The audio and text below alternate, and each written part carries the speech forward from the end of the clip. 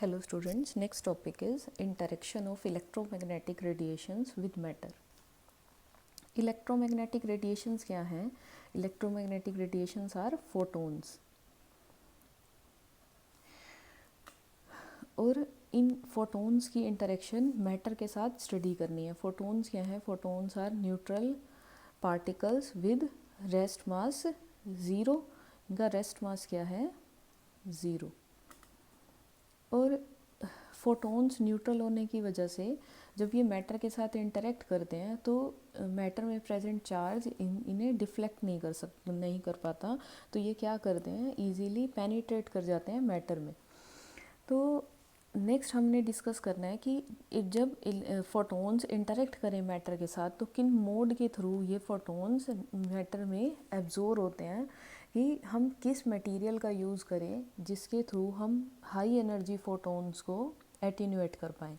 तो जब भी फोटॉन्स इंटरेक्ट करते हैं, सपोज आई इंटेंसिटी के फोटॉन्स इंसिडेंट किए जाएं किसी मैटर पे, तो जब भी ये इंटेंसिटी के फोटॉन मैटर के साथ इंटरेक्ट करते हैं तो ये एटीन्यूएट हो जाते हैं और क्या करते हैं, एक्सपोनेंशियली रिड्यूस करते हैं. जैसे कि अगर suppose I note initial intensity है और इस तरफ हम क्या ले लें, थिकनेस मटेरियल ले लें, तो ये क्या करते हैं, मटेरियल में पेनिट्रेट होने के बाद एक्सपोनेंशियली रिड्यूस हो जाते हैं.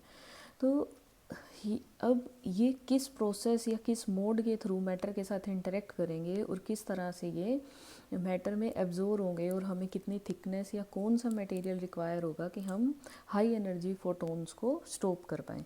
तो इस फोटॉन्स का मैटर से इंटरेक्शन स्टडी करने से पहले हम ये देखते हैं कि इलेक्ट्रोमैग्नेटिक रेडिएशंस मींस, अगर हम इलेक्ट्रोमैग्नेटिक स्पेक्ट्रम देखें तो किस तरह से फोटॉन्स की जो एनर्जी है वो वेरी करती है. आप ये देखें, ये शो किया हुआ है, दिस इज़ इलेक्ट्रोमैग्नेटिक स्पेक्ट्रम. और कहाँ से स्टार्ट हो रहा है, this is starting from extremely low frequency, then high frequency and after that radio frequency, then microwave. यहाँ रेडियो फ्रिक्वेंसी पर वो फ्रिक्वेंसी है जिस पे सेलफोन्स मोबाइल्स काम करते हैं. इसके बाद नेक्स्ट इंफ्रारेड रेडिएशन है. Then after infrared radiation there is a visible spectrum. और विजिबल स्पेक्ट्रम के बाद यहाँ क्या है, यूवी रेडिएशंस हैं. And after UV radiations these are X rays and then after gamma rays.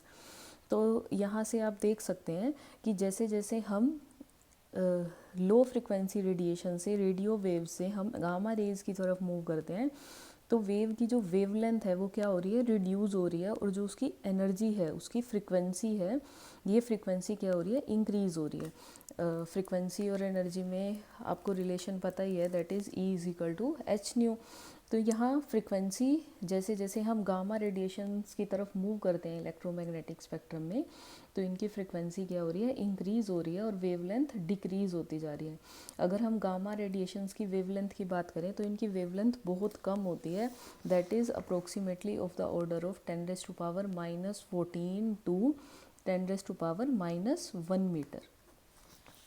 तो किस तरह से ये फोटॉन्स मैटर में एब्जॉर्ब होंगे, ये किस पे डिपेंड करेगा कि हमने कौन सा मटेरियल चूज़ किया और फर्स्ट की उन फोटॉन्स की एनर्जी कितनी है.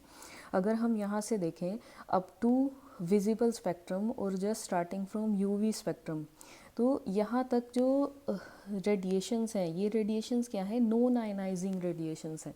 नॉन आयनाइजिंग रेडिएशंस मतलब कि जब ये मैटर के साथ इंटरेक्ट करती हैं तो मैटर में प्रेजेंट एटम्स को आयनाइज नहीं करती.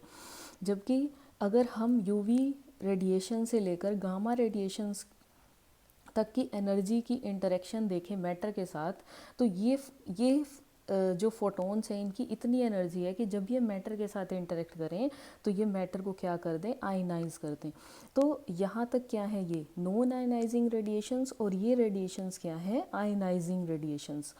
तो किस तरह से ये हाई एनर्जी फोटॉन्स इंटरेक्ट करते हैं मैटर के साथ और किन मोड के थ्रू ये रेडिएशंस एब्जॉर्ब होती हैं, हम ये देखेंगे किसमें, interaction of electromagnetic radiations with matter.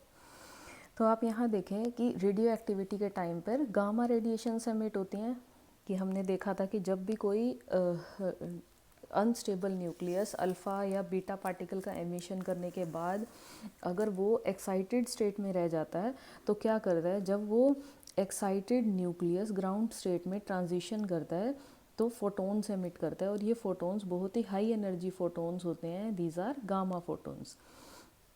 और इसी तरह आप देखें कि हमने एक्स रेज़ के बारे में भी स्टडी किया था। एक्स रेज़ भी हाई एनर्जी रेडिएशंस हैं कि जब ये एक्स रे मैटर के साथ इंटरेक्ट करें तो किस तरह से मैटर उन्हें एब्जॉर्ब करेगा। तो फर्स्ट आप देखें कि एक्स रेज़ का ओरिजिन क्या था, यहाँ गामा रेज़ का ओरिजिन क्या है, न्यूक्लियस की excited state to ground state transition.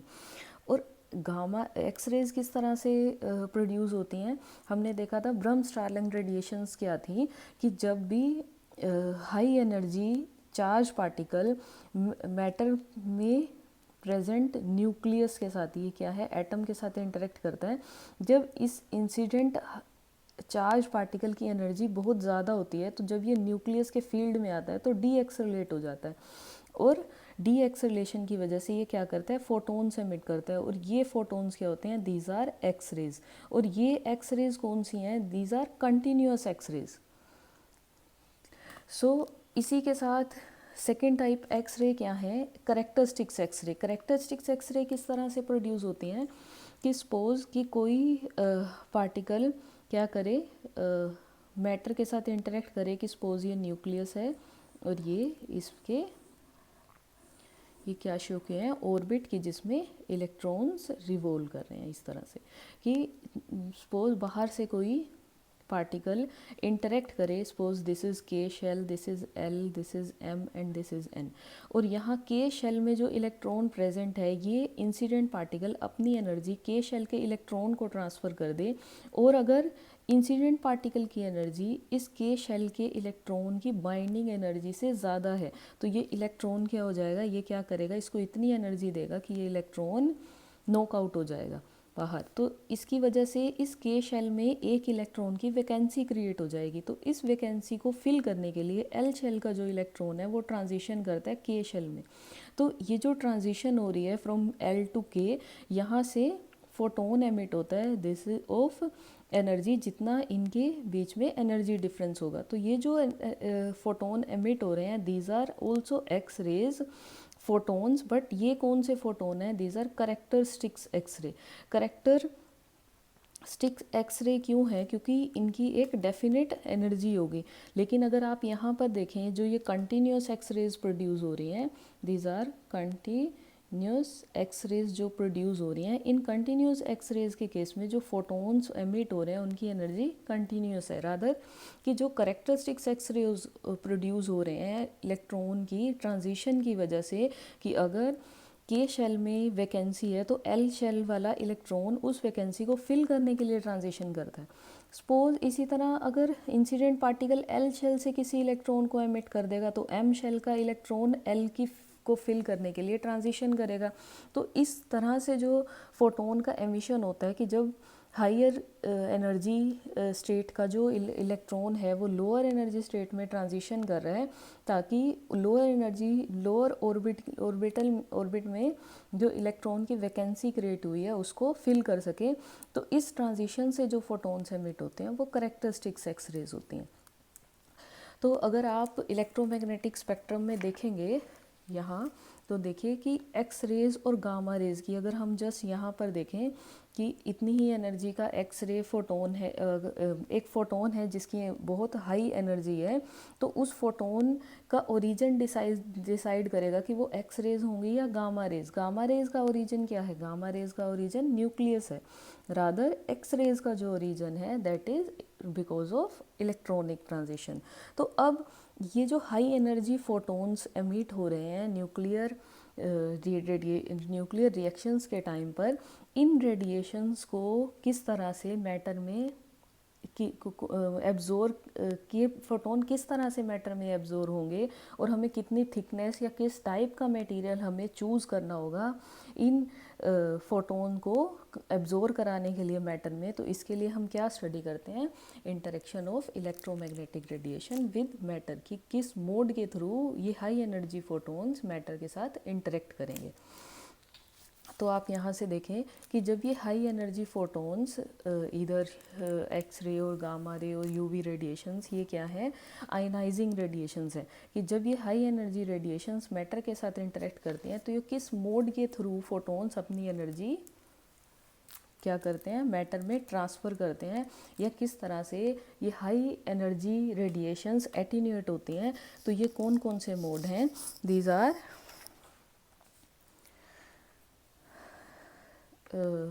first one is coherent scattering, second is photoelectric effect, next is Compton scattering and last one is pair formation। तो अगर हम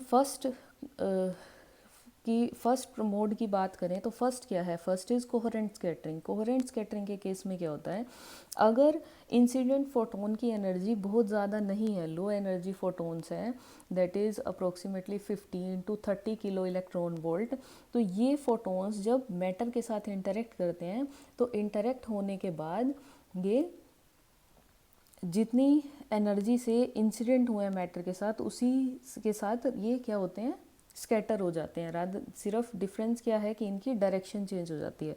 तो इस तरह की जो इंटरेक्शन है ये क्या है, कोहेरेंट स्कैटरिंग है। लेकिन जब हम फर्दर हाई एनर्जी रेडिएशंस की बात करते हैं कि ये जब फोटोन मॉडरेट एनर्जी रीजन में है, यहाँ या तो एक्स रे या गामा रे फोटोन है या फिर यूवी रेडिएशंस हैं, तो जब ये फोटोन्स मैटर के साथ इंटरेक्ट करती हैं तो ये फोटोन क्या करता है, इनर शेल के इलेक्ट्रॉन को एनर्जी देकर ये इलेक्ट्रॉन नॉकआउट कर देता है और कम्प्लीटली एब्जॉर्ब हो जाता है। तो इस प्रोसेस में क्या प्रोड्यूस होते हैं, फोटो इलेक्ट्रॉन्स प्रोड्यूस होते हैं। इसी के साथ अगर हम इससे आगे भी प्रोसेस देखें तो इस इलेक्ट्रॉन के एमिशन की वजह से, या यहाँ से अगर ये के शेल का इलेक्ट्रॉन, ये इंसिडेंट फोटोन, यहाँ के शेल का जो इलेक्ट्रॉन है अगर ये इंसिडेंट फोटोन को एब्जॉर्ब कर लेता है और बाहर निकल जाता है तो यहाँ पर एक वैकेंसी क्रिएट हो जाएगी, और इस वैकेंसी की क्रिएशन की वजह से ये एटम क्या हो जाएगा, आयनाइज हो जाएगा। और क्या होगा, इस वैकेंसी को फिल करने के लिए जो हायर एनर्जी का इलेक्ट्रॉन है, एल शेल का जो इलेक्ट्रॉन है, ये इलेक्ट्रॉन जब ट्रांजिशन करेंगे तो यहाँ पर एक्स रेज भी प्रोड्यूस होंगी। तो ये कौन सा प्रोसेस है, फोटो इलेक्ट्रिक प्रोसेस की इफ़ेक्ट की जिसमें कि जो फोटोन है वो क्या है, कम्प्लीटली एब्जॉर्ब हो जाता है और क्या एमिट करता है, फोटो इलेक्ट्रॉन एमिट करता है। इसके बाद अगर इंसिडेंट फोटोन की एनर्जी इससे ज़्यादा है तो यहाँ पर कॉम्पटन स्कैटरिंग भी पॉसिबल है, कि मॉडरेट रेंज में कॉम्पटन स्कैटरिंग भी पॉसिबल है। कॉम्पटन स्कैटरिंग क्या होता है कि जब इंसिडेंट फोटोन आउटर इलेक्ट्रॉन्स, ये क्या है, आउटर शेल के इलेक्ट्रॉन्स जो न्यूक्लियस के साथ लूजली बाउंड होते हैं, और इन इलेक्ट्रॉन्स के साथ अगर इंसिडेंट फोटोन इंटरेक्ट करे तो ये क्या करता है, अपनी एनर्जी कुछ इलेक्ट्रॉन को दे देता है और इलेक्ट्रॉन क्या है, एटम को छोड़ के नॉक आउट हो जाता है, और इसी के साथ हमें एक स्कैटर्ड फोटोन भी मिलता है। ये फोटोन क्या है, इस डायरेक्शन में जो फोटोन मिल रहा है, इस स्कैटर्ड फोटोन की जो एनर्जी होती है, ये एनर्जी इससे लेस होती है इंसिडेंट फोटोन से, और ये फोटोन क्या करता है, अपनी कुछ एनर्जी इलेक्ट्रॉन को ट्रांसफ़र कर देता है और खुद रिड्यूस्ड एनर्जी से स्कैटर हो जाता है। तो ये मोड जिसके थ्रू इंसिडेंट फोटोन अपनी एनर्जी रिड्यूस कर रहा है, ये मोड कौन सा है, दिस इज़ कॉम्पटन स्कैटरिंग। कि हमें क्या मिल रहा है, एक रिकॉइल्ड इलेक्ट्रॉन मिल रहा है और एक scattered photon with reduced energy with respect to incident photon. इसी के साथ अगर इंसिडेंट फोटोन बहुत हाई एनर्जी के हों और उनकी एनर्जी क्रॉस कर जाए किसको, 1.02 मेगा इलेक्ट्रॉन वोल्ट को, तो जब ये हाई एनर्जी फोटोन्स मैटर के साथ इंटरेक्ट करते हैं और जब ये न्यूक्लियस के फील्ड में आते हैं और न्यूक्लियस फील्ड से इंटरेक्ट करते हैं तो ये क्या करते हैं, पेयर प्रोड्यूस करते हैं। पेयर मींस पॉजिट्रॉन और इलेक्ट्रॉन का एमिशन करते हैं। और this is also an example of conversion of energy into matter, कि यहाँ पर क्या है, एनर्जी मैटर में कन्वर्ट हो रही है। कि जब ये हाई एनर्जी फोटोन न्यूक्लियस के फील्ड के साथ इंटरेक्ट करता है तो ये क्या प्रोड्यूस करता है, positron and electron. But pair production होने के लिए इंसिडेंट फोटोन की एनर्जी 1.02 मेगा इलेक्ट्रॉन वोल्ट से ज़्यादा होनी चाहिए। आप देखें कि अगर हम एक इलेक्ट्रॉन के रेस्ट मास देखें तो वो किसके इक्वल है, 0.511 मेगा इलेक्ट्रॉन वोल्ट के इक्वल है। और सेम एंटी पार्टिकल है पॉजिट्रॉन इलेक्ट्रॉन का, तो इसका रेस्ट मास भी कितना है, 0.11 मेगा इलेक्ट्रॉन वोल्ट। तो टोटल अगर हम देखें कि दो पार्टिकल्स प्रोड्यूस हो रहे हैं तो इनका रेस्ट मास कितना है, 1.02 मेगा इलेक्ट्रॉन वोल्ट। तो अगर एग्जैक्ट इतनी एनर्जी का फोटोन इंसिडेंट किया जाए तो इलेक्ट्रॉन और पॉजिट्रॉन्स एमिट होंगे विद ज़ीरो काइनेटिक एनर्जी। तो अगर इंसिडेंट फोटोन की एनर्जी इससे ज़्यादा है कि सपोज कि यहाँ पर 5 मेगा इलेक्ट्रॉन वोल्ट का फोटोन इंसिडेंट किया जाए, तो इतनी एनर्जी किस में यूज़ होगी, मैटर को, मींस इलेक्ट्रॉन और पॉजिट्रॉन को क्रिएट करने में। और जो रेस्ट एनर्जी होगी फोटोन की वो क्या होगी, that will be kinetic energy of this electron and positron formed during interaction of photon with nucleus. So ये क्या है कि यहाँ पर पॉजिट्रॉन और इलेक्ट्रॉन क्या हो रहे हैं, एमिट हो रहे हैं। और जो फोटोन की एनर्जी है that is equally distributed between positron and electron की रेस्ट मास एनर्जी, जो फोटोन की जितनी भी रेस्ट मास एनर्जी से एक्सेस होगी वो एक्सेस एनर्जी पॉजिट्रॉन और इलेक्ट्रॉन की काइनेटिक एनर्जी में कन्वर्ट हो जाती है। क्लियर। सो ये कुछ मोड हैं जिसके थ्रू हाई एनर्जी रेडिएशंस क्या करती हैं, अपनी एनर्जी डिपॉजिट करती हैं मैटर में। तो जो ये मोड हैं मेन, ये कौन से हैं, photo electric effect, Compton effect and pair production. तो नेक्स्ट लेक्चर में हम इंडिपेंडेंटली हर एक इफ़ेक्ट के बारे में डिस्कस करेंगे और ये देखेंगे कि depending upon energy of incident photon की और किस टाइप का मटेरियल या उसका कितनी एटॉमिक नंबर है और कौन सा मोड वहाँ डोमिनेटिंग होगा, कि किस मोड के थ्रू जो इंसिडेंट फोटोन है अपनी एनर्जी मैटर में डिपॉजिट करेगा। ये किस पे डिपेंड करेगा कि इंसिडेंट फोटोन की एनर्जी कितनी है और कौन सा मटेरियल चूज़ किया है। और इन सब को डिस्कस करने के बाद हम ये देखेंगे कि कौन सा इफ़ेक्टिव ऐसा मटेरियल होगा जो फोटोन्स को, मींस गामा रेडिएशन, जो हम न्यूक्लियर रेडिएशंस की बात कर रहे हैं, एक्स रेज या गामा रेज को एफिशिएंटली क्या कर पाए, ब्लॉक कर पाए, मींस उन्हें कम्प्लीटली एब्जॉर्ब कर सके। So this is all about interaction of gamma radiations with matter. Now next lecture में photoelectric effect, Compton effect और pair production के बारे में डिस्कस करेंगे। Thank you students.